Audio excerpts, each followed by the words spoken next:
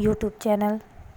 आज मैं आपको पटवारी बुक की, जो कि प्रभात पब्लिकेशन की है, प्रैक्टिस सेट तीसरा करवाने जा रही हूँ। तो ज़्यादा बात ना करते हुए चलिए क्वेश्चन स्टार्ट करते हैं।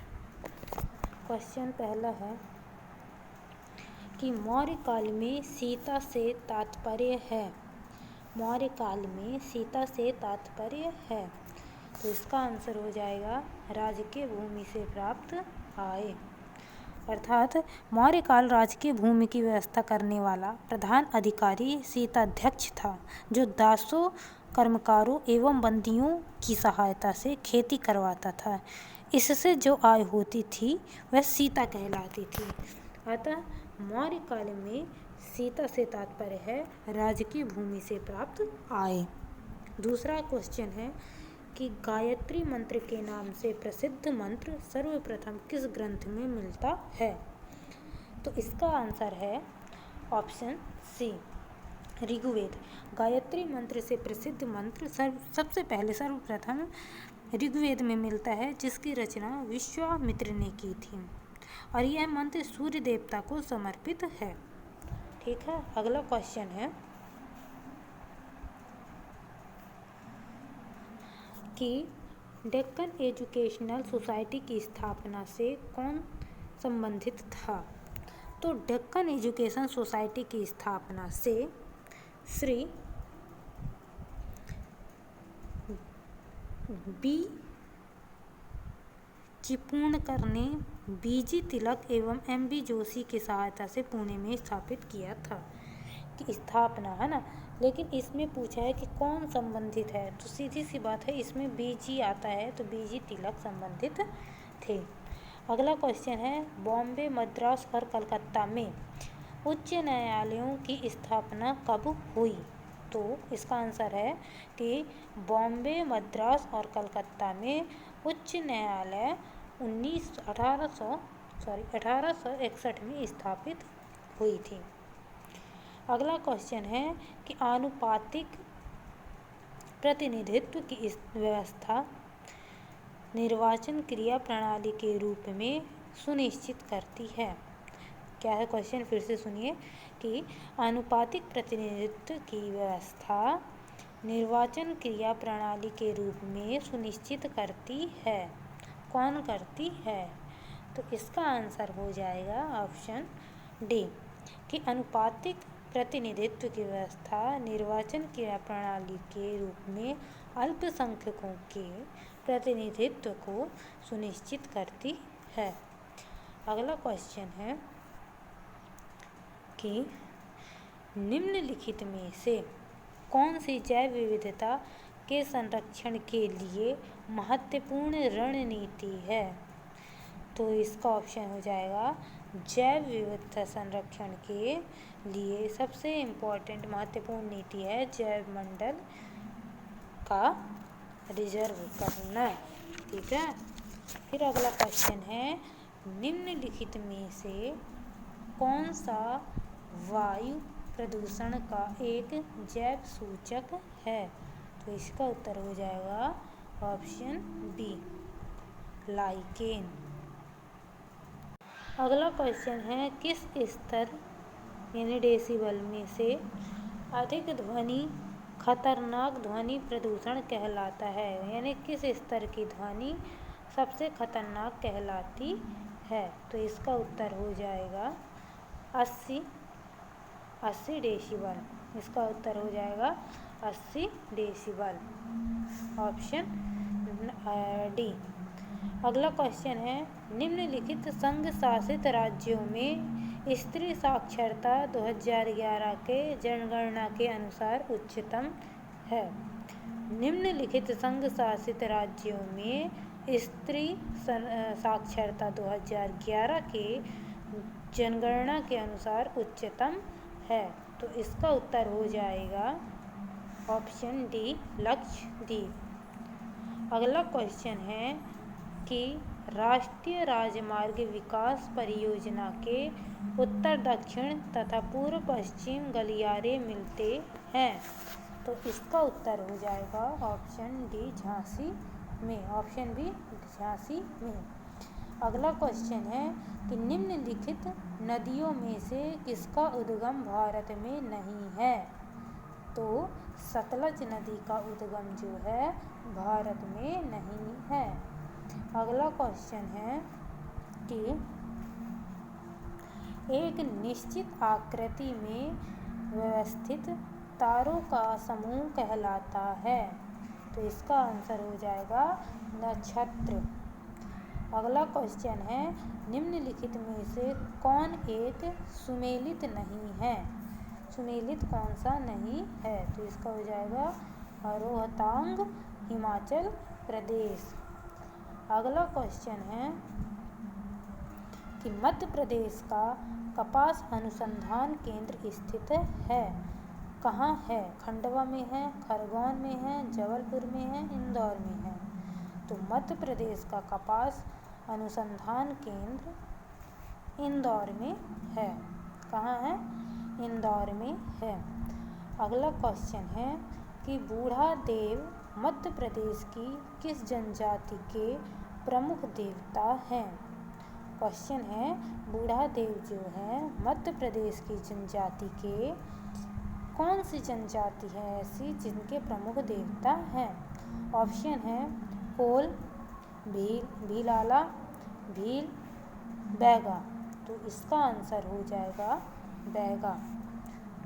बैगा जनजाति के प्रमुख देवता बूढ़ा देव हैं। अगला क्वेश्चन है कि निम्नलिखित में से कौन सा पुरस्कार मध्य प्रदेश सरकार द्वारा खिलाड़ियों को दिया जाता है। निम्नलिखित में से कौन सा पुरस्कार मध्य प्रदेश सरकार द्वारा खिलाड़ियों को दिया जाता है। तो इसका आंसर हो जाएगा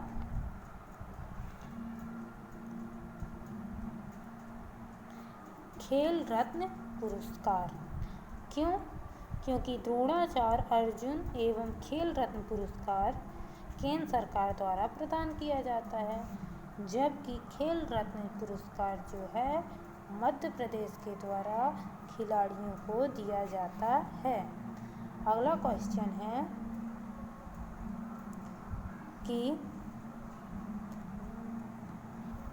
1/11/2000 यानी 1 जनवरी 2000 को मध्य प्रदेश के विभाजन के समय मुख्यमंत्री कौन था।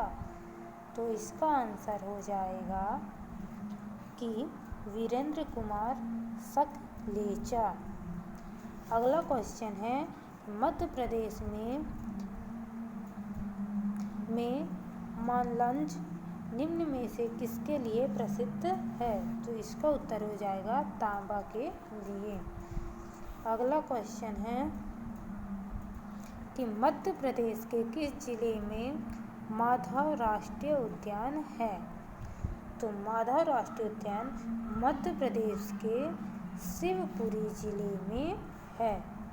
कहाँ है। शिवपुरी जिले में है। इसे राष्ट्रीय उद्यान के रूप में 1958 में मान्यता प्रदान की गई थी। किसके द्वारा। वन एवं पर्यावरण मंत्रालय के द्वारा मान्यता प्रदान की गई थी। अगला क्वेश्चन है 20वां का है कि मध्य प्रदेश की प्रथम महिला विपक्ष नेता कौन थी। तो मध्य प्रदेश की प्रथम महिला विपक्ष नेता जमुना देवी थी। कौन थी। जमुना देवी थी। यहाँ जो है सामान्य ज्ञान के अर्थात जीके जनरल नॉलेज के 20 क्वेश्चन हो गए हैं। ठीक है। अब आगे हम हिंदी का करवाएंगे। तो अगर आपको कहीं भी परेशानी हो रही हो या जल्दी हो रहा हो तो आप मेरे को कमेंट में बताइए, मैं थोड़ा और आराम से कर दूँगी। और अगर ज़्यादा आराम से है तो आप बताइए तो मैं थोड़ा और फास्ट करवा दूँगी। तो अगला है सामान्य हिंदी। ठीक है। तो सामान्य हिंदी के अपने पास 20 क्वेश्चन होंगे। ठीक है। ये है जनरल हिंदी। तो क्वेश्चन अगला देखते हैं। क्वेश्चन 41वां कि सो सुख सुजग सुजस सुलभ मोहि स्वामी में कौन सा अलंकार है? सो सुख सुजस सुजस सुलभ मोहि स्वामी में अनुप्रास अलंकार है। कौन सा अलंकार है? अनुप्रास अलंकार है। क्यों है? क्योंकि इसमें एक वर्ण अर्थात सा की आवृत्ति कई बार हुई है। जहाँ पर वर्णों की आवृत्ति होती है, जहाँ पर एक ही वर्ण की आवृत्ति बार बार होती है, वहाँ अनुप्रास अलंकार होता है। अगला क्वेश्चन है कि अथवा व्याकरण की दृष्टि से है। अथवा जो है व्याकरण की दृष्टि से है। क्या है? संधि है, उपसर्ग है, अन्वय है या अवयव है। तो अथवा जो है व्याकरण की दृष्टि से अवयव है। अगला क्वेश्चन है कारक के भेद, अर्थात कारक के कितने भेद हैं? तो इसका उत्तर हो जाएगा कारक के 8 भेद हैं। कौन कौन से हैं? कर्ता कारक, कर्ता कारक, कर्म कारक, करण कारक, संप्रदाय कारक, अपादान कारक, संबंध कारक, अधिकरण कारक एवं संबोधन कारक। ठीक है, कारक। अतः ये जो है कारक के 8 कितने 8 भेद होते हैं। अगला क्वेश्चन है कि निम्नलिखित में से किस वाक्य में अकर्मक क्रिया है?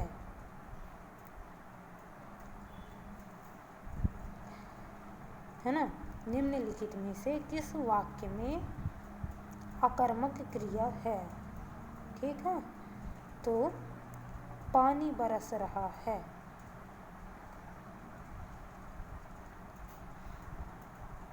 पानी बरस रहा है। मैं गेहूँ पिसवाता हूँ। श्याम निबंध लिखता है। राम मोहन को रुलाता है। तो इसका आंसर हो जाएगा पानी बरस रहा है। क्यों होगा? कि जिस क्रिया के व्यापार का फल कर्ता पर पड़ता है तथा कर्म साथ में नहीं होता उसे क्रिया कहते हैं। अतः पानी बरस रहा है में अकर्मक क्रिया है। ठीक है। अगला क्वेश्चन होगा कि निम्नलिखित में से कौन सा शब्द स्त्रीलिंग नहीं है? तो निराला है, अंत्योष्टि है, इच्छा है ना? लेकिन कौन सा नहीं है? तो झुरमुट जो है स्त्रीलिंग नहीं है। ठीक है। अगला क्वेश्चन हो जाएगा कि इनमें से बादल का पर्यायवाची शब्द नहीं है। तो जलधि जो है, जलधि ऑप्शन बी, बादल का पर्यायवाची नहीं है। जबकि जलधि जो है किसका है पर्यायवाची? समुद्र का पर्यायवाची है। क्या है? जलधि। जलधि जो है ना, जलधि जो है इसका पर्यायवाची है समुद्र का है। अगला क्वेश्चन है कि सिंह द्वार शब्द में समास है। तो सिंह द्वार में हमें पुरुषवार्थ का समझ में आ रहा है, अतः यहाँ तत्पुरुष समास होगा। अगला क्वेश्चन है कि अनंत की सही संधि होगी, अनंत की, तो अनंत की सही संधि होगी अन धन अंत, अन धन अंत, अनंत। अनंत मतलब होता है जिसका अंत ना हो। यह कौन सी संधि का उदाहरण है? व्यंजन संधि का। किसका है? व्यंजन संधि का उदाहरण है। अगला क्वेश्चन है कि वर्तनी की दृष्टि से निम्नलिखित में शुद्ध शब्द है। तो उपर्युक्त हम ये तो पढ़ते ही हैं, है ना? तो उपर्युक्त जो है वर्तनी की दृष्टि से बिल्कुल सही है। ठीक है। अगला है कि अगला क्वेश्चन है सम उपसर्ग से निष्पन्न शब्द कौन सा है? तो इसका आंसर हो जाएगा संस्कार। अगला क्वेश्चन है मुझसे उठा नहीं गया वाक्य में वाच्य है। तो इसमें कौन सा वाच्य है? इसमें है भाववाच्य, क्योंकि इसमें समझ में आ रहा है कि इसमें भावना छुपी हुई है। अगला क्वेश्चन है सद्य स्नाता शब्द निम्नलिखित में से किस वाक्यांश पर लागू होता है? तो इसका उत्तर हो जाएगा ऑप्शन सी, जिसने अभी अभी स्नान किया हो सद्य स्नाता शब्द उसी से रिलेटिव है। अब है गीला है। गीला क्या है? गीला एक गुण है। ठीक है। अगला क्वेश्चन है कि हिंदी वर्णमाला में वर्ण हैं। तो हिंदी वर्णमाला में 52 वर्ण हैं। फिर निम्न में से ये वाला क्वेश्चन है कि निम्न में से महाप्राण व्यंजन है। तो इसका आंसर हो जाएगा घ। क्यों? क्योंकि का घ का ख ग घ यानी जो दो दो में रहता है वो जो होता है महाप्राण होता है। ठीक है। अगला है क्वेश्चन कि पढ़ रहा था इसमें कौन सी क्रिया है ना? तो इसमें संयुक्त क्रिया है। कौन सी क्रिया है? संयुक्त क्रिया है। अगला क्वेश्चन है कि त्राध्वनि किसके अंतर्गत आती है? तो त्राध्वनि जो है संयुक्त वर्ण के अंतर्गत आती है। अगला क्वेश्चन है कि व्यंग्य से हंसना निम्न में से किस मुहावरे का अर्थ है? तो इसका अर्थ हो जाएगा अट्टहास करना। अगला क्वेश्चन है दर्जी की सुई कभी ताश में कभी टाट में लोकोक्ति का अर्थ है। तो इसका अर्थ होता है खाली ना होना, मतलब किसी न किसी कार्य में लगे रहना। अगला है अयोगवाह कहा जाता है। अयोगवाह किसे कहा जाता है? तो विसर्ग को अयोगवाह कहा जाता है। ये 20 क्वेश्चन हिंदी के हो गए, सामान्य हिंदी के। अब अगला 20 क्वेश्चन जो हैं किसके होंगे? ग्रामीण व्यवस्था एवं पंचायती राज के। ठीक है। तो चलिए देखते हैं क्वेश्चन कि सरदार सरोवर परियोजना किस नदी पर चल रही है? तो अगला क्वेश्चन का आंसर है सरदार सरोवर परियोजना गुजरात राज्य के भरूच जिले में नर्मदा नदी तट पर चल रही है। तो इसका आंसर होगा नर्मदा नदी। अगला क्वेश्चन है सार्वजनिक वितरण प्रणाली का लक्ष्य है।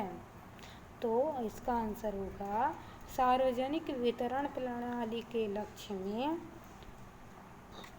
गरीबों को खाद्य सुरक्षा उपलब्ध कराना, जमाखोरी एवं कालाबाजारी रोकना, व्यापारियों द्वारा अधिक मूल्य दिए जाने से रोकना, ये सभी उपर्युक्त सभी।